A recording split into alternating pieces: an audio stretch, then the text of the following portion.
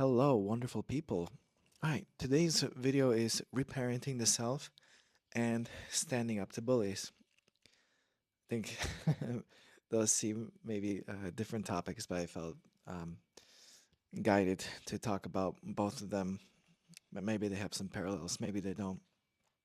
Um, so this is something maybe I was doing unconsciously, I think, when we become adults and we're more relying on ourselves. We have to kind of parent ourselves in some way. But I think this is more so with adult children of emotionally immature parents or survivors of CPTSD, like I am, where we just weren't given the skills like like a good structure, good self-concept, self-respect, all the stuff I was talking about in the previous videos. But I'm gonna put it more in like a spiritual lens here. Um, and this is, of course, I guess some realms of duality. Like I say, divine masculine, divine feminine. For me, it's helpful.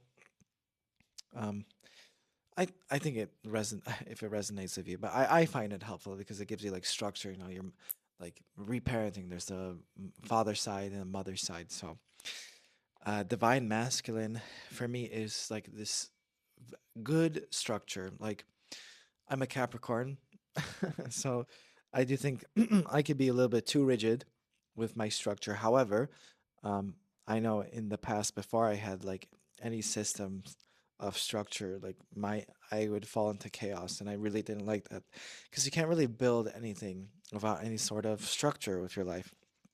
So, um, it was, I think in 2019, maybe earlier. I don't know. It's been so long that um, I read 12, what was it, 12 Rules for Life by Jordan Peterson. Well, I don't agree with everything he said, but he said, like, say five things you want to do every day and do it every day and see how far your life will take you. And I've been doing that. And it's, I've seen some, well, good results for me when it comes to the things that I wrote down. So I do yoga every morning, even though it's if someone watched me do yoga, be like, oh gosh. But it's I don't know. It's like starting my day. It's like putting a seatbelt on. I feel weird about doing it. Then I have working out. It's not like I work out actually three times um, a week when it like strength training, but on the other days I do core or um, I box in VR like cardio. Um, so yeah, but some kind of like physical activity. My Polish habit, because I always wanted to improve my Polish. So I like either have like my lesson or I watch something, it did, like at least for half an hour. I know it, it's helpful to have like just a little bit every day. Um, then I had this fourth one. It used to be like something business related, but now it's improv reels. So with Mixed Nuts, I make my improv group. I make like a reel every day, and think I've almost done like 200. So that's really cool. Like to see that consistency and walking 10,000 steps plus a day, which is really easy since I have a treadmill downstairs. And that gave me a structure. Now, it could be used for good or for evil because sometimes I'd be, oh, I didn't do this. Uh, now I'm okay with like doing less. Like as long as I spend even like 5 minutes doing that or doing the bare minimum, because sometimes you have those days like today. Um, I didn't have a lot of energy, so I did like half of what I normally do. Even my workout wasn't the best, but still, like it's like showing up for yourself. Something I, you don't really talk about in school or anything. Like just showing up for yourself, like planning the day you want to have.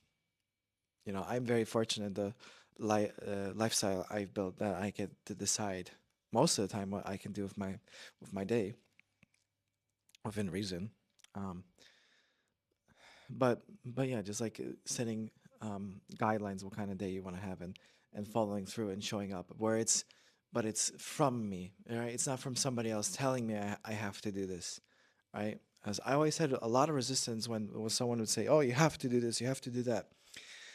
Yeah, that's also when the structure can be more from the negative polarity that like someone is telling you what to do, and I really don't like that. But if it's coming from within you, you say, "This is how I want to show up today," it's it's really it's changed my life, guys. It's changed my life, and um, I also do have a gamification system. I give myself points, like those 5 habits. I give myself 20 points. So if I do it, I get 100 points, um, and then uh, I count it out in this Excel sheet, and then so example, like I can make like 3,000, 4,000 points, and then 10% of that, I 10% of that turns into zloty. So if like 4,000 points turns into 400 zloty of spending money.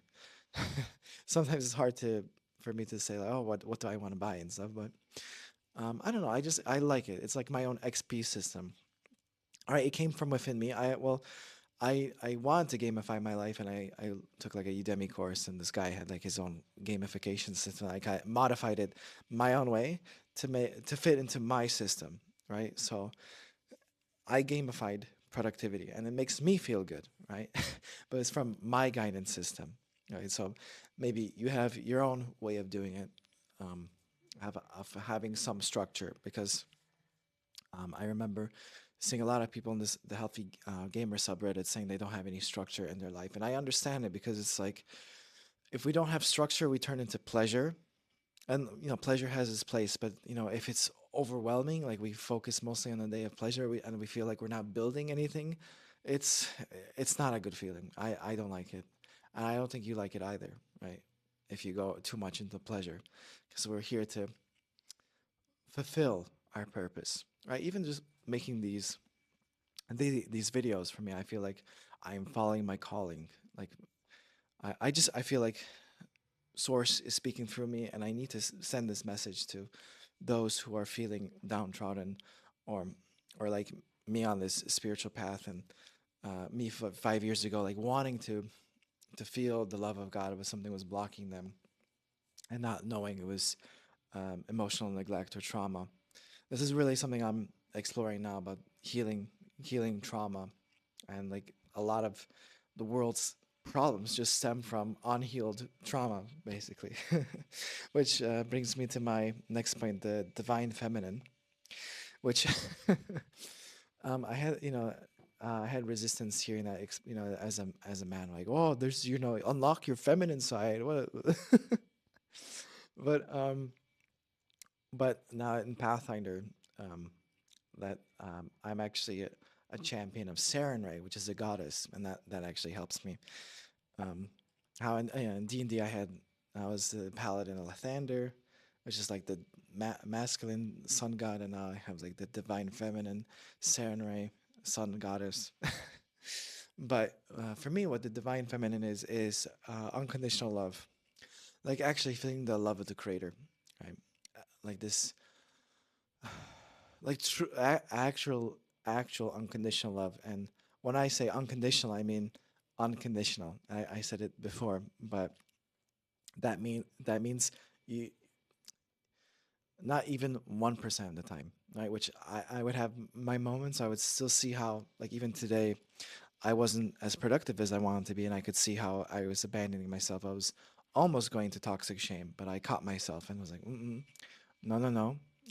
This is a great opportunity to show up for myself even more, to really feel the unconditional love, right? Because I think mentioned the earlier videos about when I was dog sitting, and I was like looking at Lulu, the dog, and like he'd be sleeping, he'd be walking, he'd be barking. It wouldn't matter what he would do, I just held this love for him. Now, it's really easy to love dogs, right? But then when you turn into ourselves, it's like, oh, oh, if you start barking, right?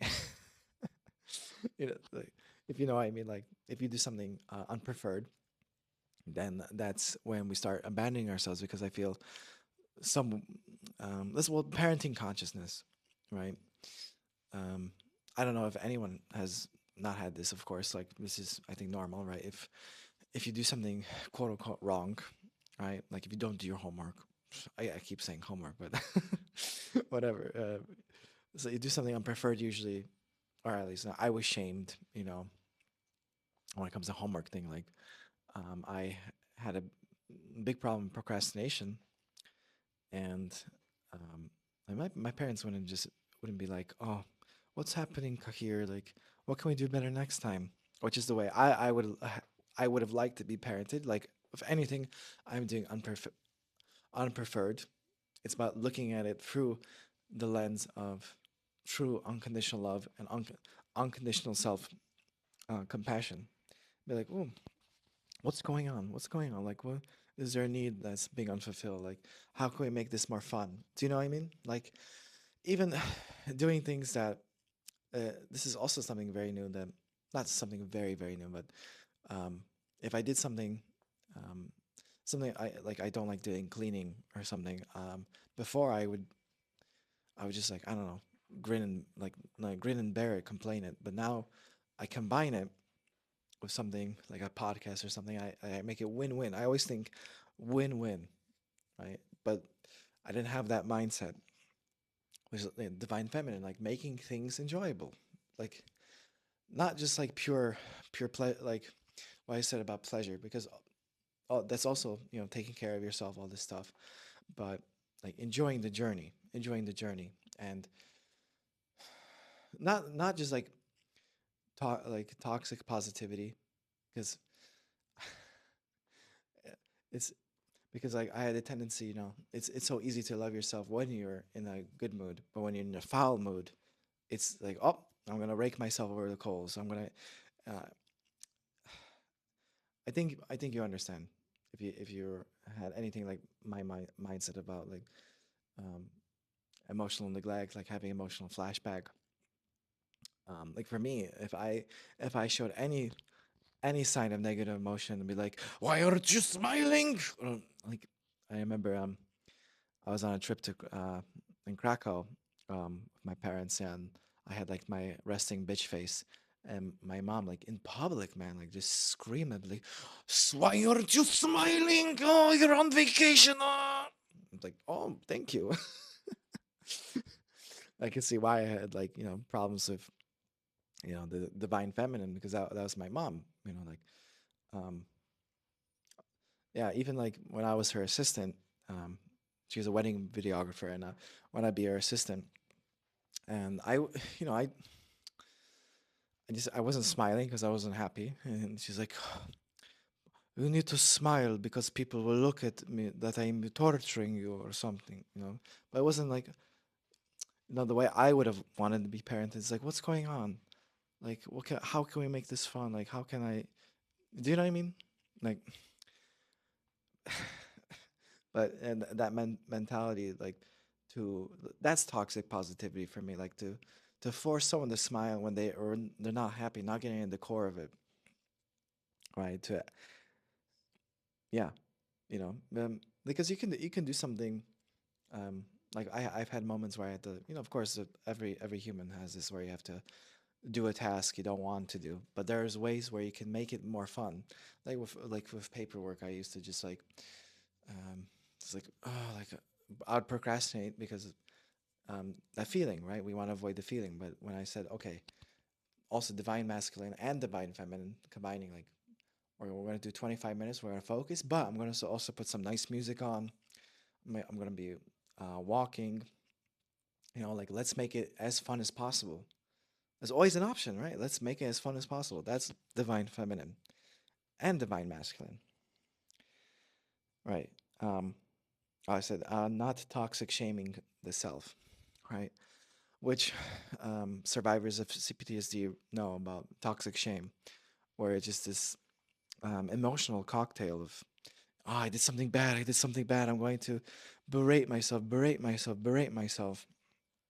I think I had this during childhood where it's like, if I did something wrong, if I showed that I really regretted it, I feel bad enough that I'll get some um, relief from that. I don't know, but not healthy, not a healthy way of living life. And I had something actually today that um, because I had this Halloween um, gig from mixed nuts, and it was very overstimulating for me, and my nervous system was still like out of whack. So I was like, okay, I want to rest today, and so I was less productive than I usually am, and I started having those inner critic thoughts again, like, oh, you should be productive. Why aren't you doing this? Um, and I ate more than I usually do. That's one my go-to, as I mentioned, is food. And I was almost going to that toxic shame spiral, but now since I can catch myself, like, oh, I see we're getting to toxic shame. Let's What do you need, Kahir? What do you need to feel good? Like, do you need to movement? Do you need to do something productive to you? And I did. Like, I didn't do my best. Like, I made like a very quick improv reel, and I w- I worked a little bit on my business, but still, it was some movement, and it made me feel good, right? Because in the past, I would just have like, oh, just made it worse. I would dig that hole even deeper, right? Self sabotage even more, like go on a even bigger dopamine binge. Um, because I think somewhere we learned that it's okay to toxic shame ourselves. Like we need to punish ourselves that we won't repeat that behavior. But it's the illusion because that's actually going to make you repeat that behavior even more and make the situation even worse, right? There's also belief systems about that, like well, I'm worth sabotaging, like I'm worth berating. Do you know what I mean? Like that, like with the lower self concept. But if since I've been really practicing, I am as perfect as God created me. It's so much easier to be like, oh, like just taking a step back, like oh, uh, like what do I need right now? What does Kahir need? Like having that kind of mindset. That's divine feminine. That's the way I wish I was, raised. But this is the time is now. The healing can only happen in the now. Okay. Oh, also a part of reparenting yourself is speaking to yourself the way you want to be spoken to, right? So, like I've mentioned in the past, like the words my parents used on me were very cruel, very berating, belittling. Like yo, pom, sherota, um, you know, all this stuff that I would never call any child, but um, and just telling the words that you wish you were told, right? I say, I love you with all my heart and soul.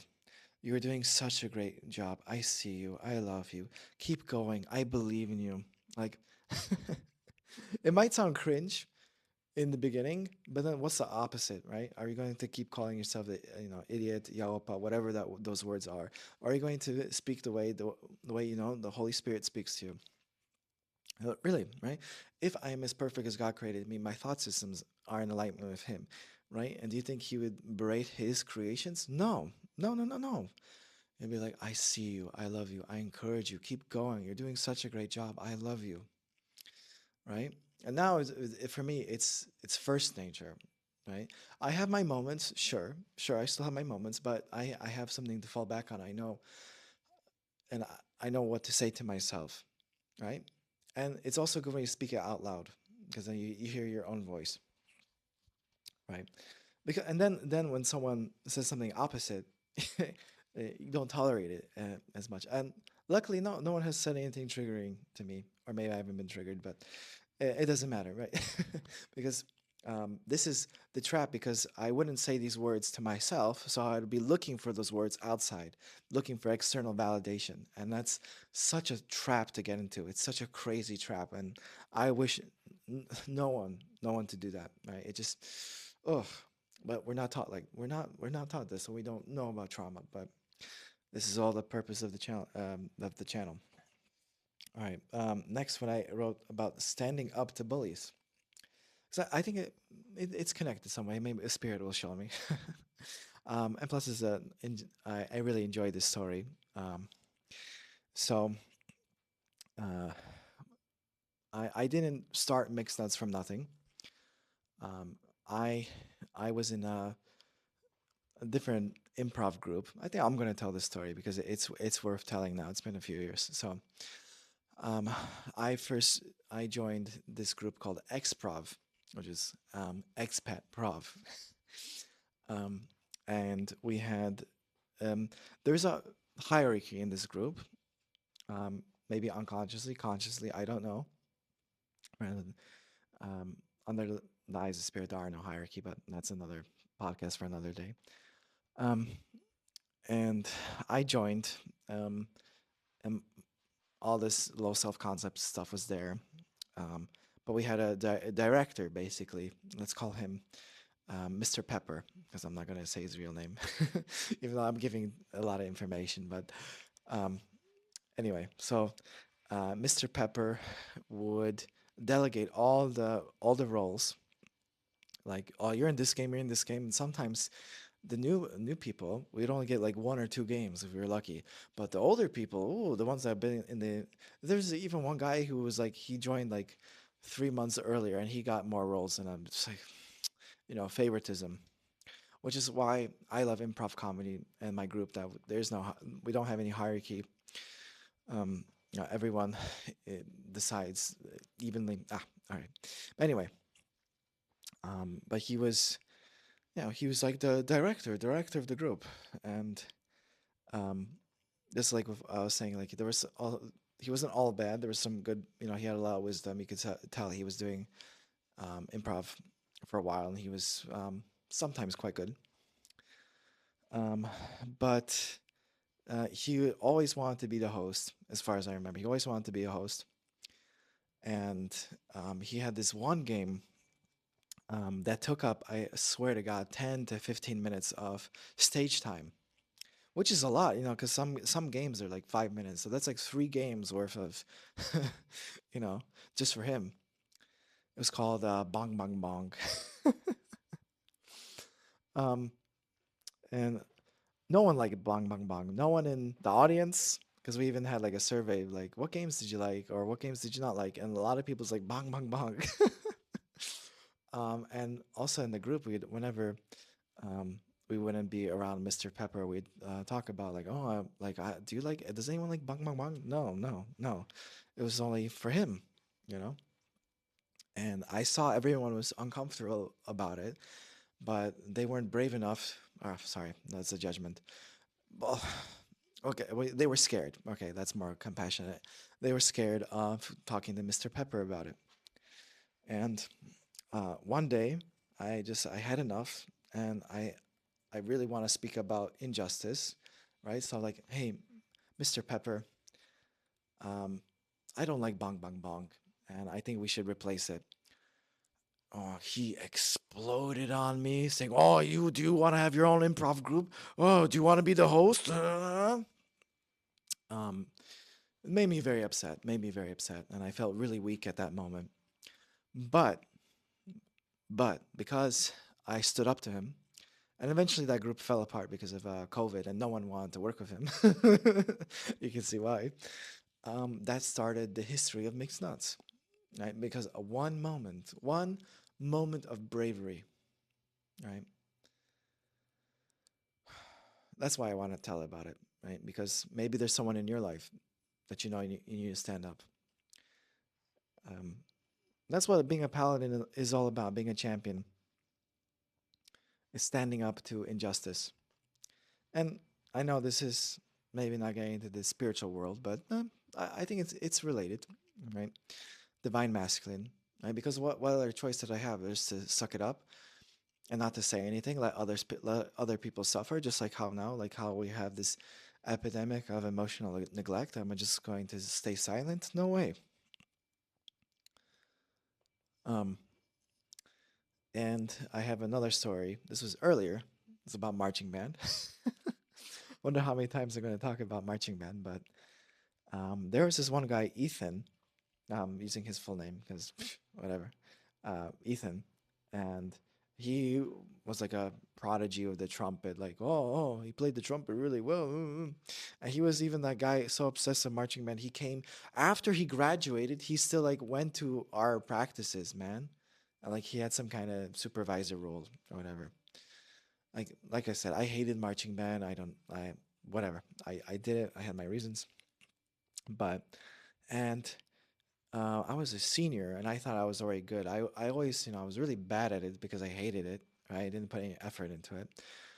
Um, and I don't remember what exactly it was, but he always like, just because he was older, he felt like he could treat people like, like, oh, you have to do this, you have to do that, giving people orders and stuff, giving me orders, right? Like, um, even like he commented I was reading a book during like um, band class. He's like, "Is this will this book help you become a better marching band person?" Like, fuck you, man. In my head, of course, because I didn't sign up to him yet. And then I was a senior, and he said like, "Come on, Kahir, march better." Some bullshit like that, And I got so angry. I got so angry, and I went up to him. I'm like, "I don't want your advice. You're making me feel like a fucking Frenchman." Frenchman, freshman. And he like, "Oh, I didn't mean to make you feel bad." And you know what? He left me. He left me alone for the rest of the year, right? Because that's what bullies are. They're weak people, right? Maybe he had some trauma or some, I don't know, narcissist pair. I have no idea, but that doesn't excuse his behavior, you know. And um, yeah, I swore, and I got angry, but it was like, oh, how to say this? I know the course says anger is not never justified, but I think anger has its purpose, right, to show us that boundaries being crossed, and I use that energy. I think in a well, it it helped me out. There are healthy ways to express anger, which I'm still exploring, but yeah, um, and that's what happens when you stand up to bullies. They just leave you alone because they don't, they like easy victims, right? And this is maybe it was like I had like this fawning or freezing response that would be like, nice guy, people pleaser, not standing up. But when this is when I was 18, starting to form my own identity, and I was, getting stronger, not as strong as I wanted to be, but still, it was the wheels were starting, yeah.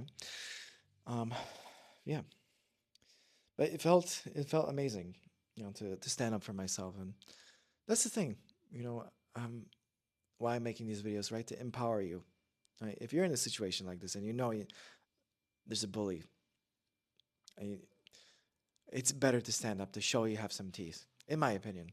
I don't know what the course would say about it. um, I mean now, well, I don't have any bullies because I'm very conscientious of who I'm spending my time with. Okay, but still, I wrote down. Okay, this is also connected more to what we were talking earlier about reparenting the self. Having very unsupportive parents. Okay, I'm going there. As, um, yeah, I'm speaking to the people that you know uh, where it's not so evident, because um, my parents weren't like, like I said, physically abusive, but like emotionally, verbally, yes. Especially like in my early 20s, I felt totally abandoned by them. And I think it's this sick mentality, like you have kids, and as soon as they turn 18, what, you just forget about them. It's not saying what they did, but like I think, yeah, because it's weird. I think some American mentality touched them. It must have affected them, but no, I guess they wanted me to be, more independent. But this is the thing. I think like this tough love nonsense, where this like leaving leaving kids to their own, or not. I was an adult, but like leaving them to their own devices. But not even that. It was just like not like I didn't have any encouragement. Never like growing up. Like I said, like I never heard, "I believe in you. You got this. Keep going." Like quite the opposite. Especially like in my early 20s, it's like, "What are you doing? I'm so disappointed in you. You're going to be a failure." Like all this stuff. All this stuff. Maybe not like those words exactly, but pretty much that's how I felt. Like, did I feel supportive? Hell no. No, no, no. The opposite. Opposite, right? But silver lining, that's when I was more, forced to rely on the Holy Spirit, right? Not, but not saying that. what am I trying to say? Yes, because that's what inspired me to also find about reparenting. Like, just because my real life parents are not supporting me doesn't mean like I can't support myself. You know, like having this divine masculine, the structure, you know, the you know, where like because like for me, like the toxic masculinity was like, oh, like you just gotta work. That's what fight, work 8 hours, or else. Something I also want to talk about, like, Henry Ford just said like one day, like, oh, work, wait 8 hours, but what if, what if, okay, I'm not getting into that. But like I said, divine masculine is like this using your energy to build what you want to build, not building what someone else wants to build. You know what I mean? Like, all right. What I'll say, wrote down, all fear is trusting in your own strength. I think the course says something along those lines. I like paraphrasing, like, yeah, but yeah, uh, because when we when we think about like we're all alone, and it's like I had this also on today when I felt a little bit, well, I felt disconnected, right? We're like, oh, how is everything going to work out? And I understand it's hard to put your future in the hands of God. That's what the course teaches us, right? But then, because like, why I had struggles was like, oh, like, what if God wants me to do something I don't want to do, or He's gonna make me have like a hard life?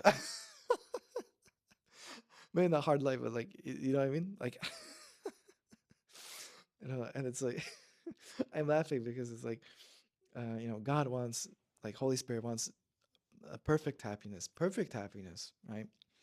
Uh, and it's easier to surrender now because things that I would have no idea even existed have showed up, like for mixed nuts was my passion, my joy. We got in June a hotel gig, right? I'm not kidding you guys.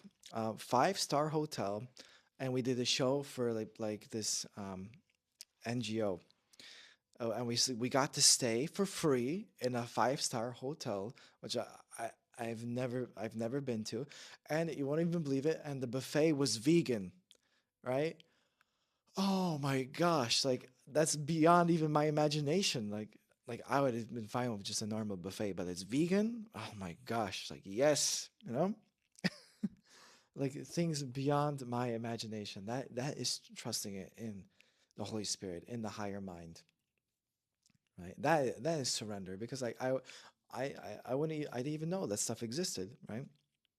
That doesn't mean like to like I don't know, just let loose and go to hedonism. No, it's about like I think it within me there's this divine masculine that loves to build, loves to be productive in his own way, and the divine feminine that loves to relax, be comfortable, and enjoy the journey.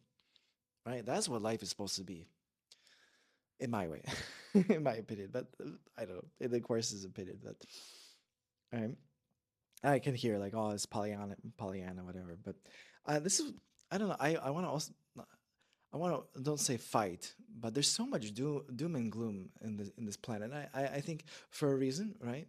But this is why I was attracted to the Course in Miracles and the spirituality, because it's like, is it really true, right? Like I said about this quantum entanglement, like what is reality? All right, doesn't mean to have our head in the sand, but it means like I think no, we were created more just to work, pay bills, and die.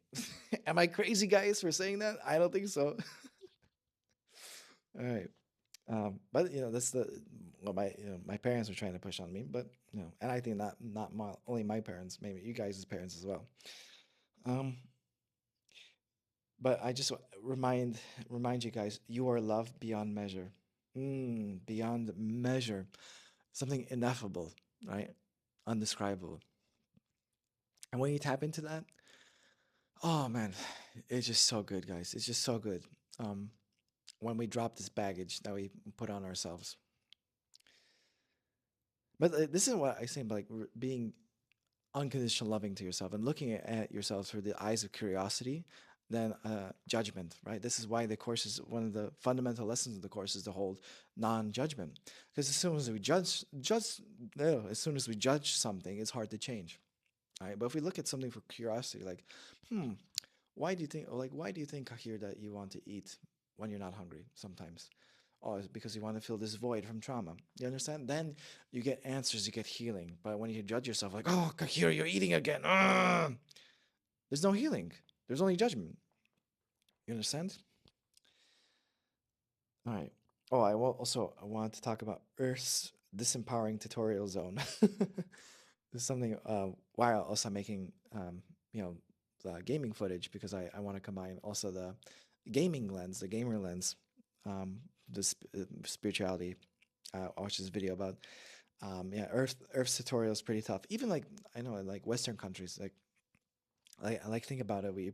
We're forced into schools, forced to learn things we don't want to do, forced to be with people we don't want to be with.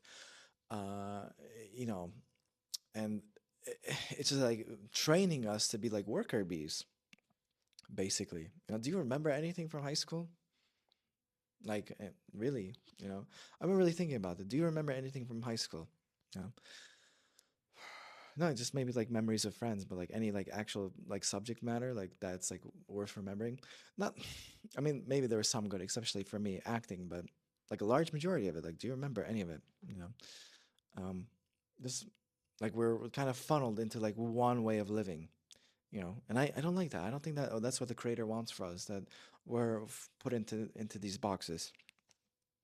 Also, with the family of origin, that the way my parents treated me, and how I would repeat this unconscious trauma within me, you know. But now I'm glad I'm awake to it and I understand it. But think about how many people go through this, like this unconscious trauma, and they just keep living it out. Like when I was talking about this Hassan guy, when he's like, "Oh, I'm late. I'm gonna to berate myself." It's like, wait, because he was first generation, right? His parents were Indian. They probably like would um, yell at him for being late, and then he would yell at himself. It's like your tutorial, right? But the map isn't the territory. That's the thing. Just you know, if you realize the way you're talking to yourself mimics the way your parents were talking to you, and it's disempowering, you'd be like, oh, all right, that's got to change. Yeah, okay, that's why this is who I'm speaking to because I know there's so many of us that we want to be these powerful beings like the creator manifest hashtag manifest, but something's blocking us, and it's this horrible inner critic, horrible inner voice. And it sucks to know that because the inner voice didn't come from nowhere. Nothing comes from nothing, right? It came from your parents. And then for me it was like also being bullied and all this stuff. Oh, something's coming up. Because yeah, I was also bullied in middle school. Okay, this is a little bit violence, but still, I'm going. Um, okay, I'm gonna say anyway. There's this kid, and he put. I was actually during Halloween. Yeah. I had this costume, or I don't know, or some kid had a costume like he had a cereal box, and he put that cereal box on my head and like humiliated me. But um, I took off the box. I put the box on him, and then I punched the box 3 times, and he left me alone. I'm not glorifying violence. I'm sorry. I'm sorry. No, but whew, why am I'm telling the story? Not to say to punch your bullies, but I don't know. But it's the same with the inner voice, right? To actually face it, even with CPTSD, to talk about like even getting angry at that voice and saying, "Stop it, stop it! You don't control me anymore." It's that anger serves a purpose, right? Not to saying to hit your bully, but you know what I mean. You know what I mean. Like enough is enough, right? Because I don't how many years I suffered because I listened to this tyrannical inner voice, and I don't want that for anybody. For anybody. So if it means to get angry for a bit, get angry. All right. Um, all right. What I also wanted to talk about breaking free the chains of the past. Exactly. Right. the tutorial zone, right? Just because we had a crappy tutorial zone doesn't mean um, the rest of the game can be fun. I think it could be great. um, yeah, breaking free of the chains of the past. Yeah, I know. Maybe if you're in the trenches of the inner critic, it might be it feels tough. But even taking a small step out and saying like okay, looking through the eyes of curiosity, and like it just takes a small willingness to be like, okay, I'm like, how can I get out of this? I know for me it took about 10 years, but better 10 years than 20.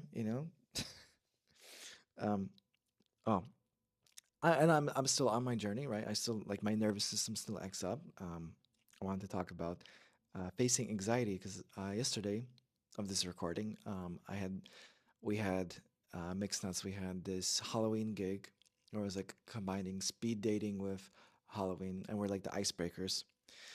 And it was like a singles party.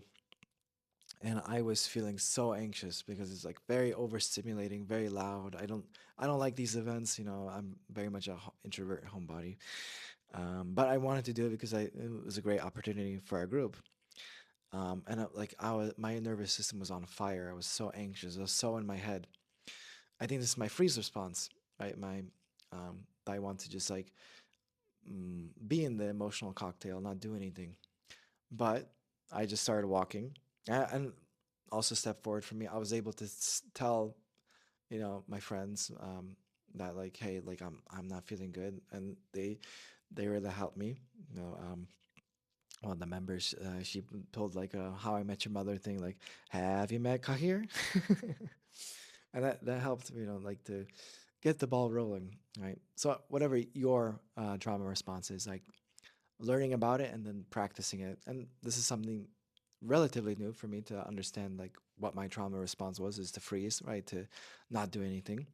But this is with the metacognition, when we recognize, like we can look at ourselves from like the observer, like, oh, like here's feeling anxious. What is the remedy? Movement.